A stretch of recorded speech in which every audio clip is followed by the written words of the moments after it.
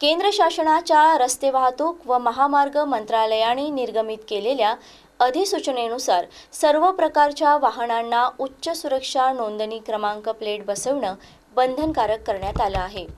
परिवहन आयुक्त कार्यालयाद्वारे 23 डिसेंबर 2024 रोजी निर्गमित केलेल्या परिपत्रकानुसार 1 एप्रिल 2019 पूर्वी नोंदणीकृत असलेल्या सर्व वाहनांवर देखील HSPR बसविणे बंधनकारक करण्यात आले आहे।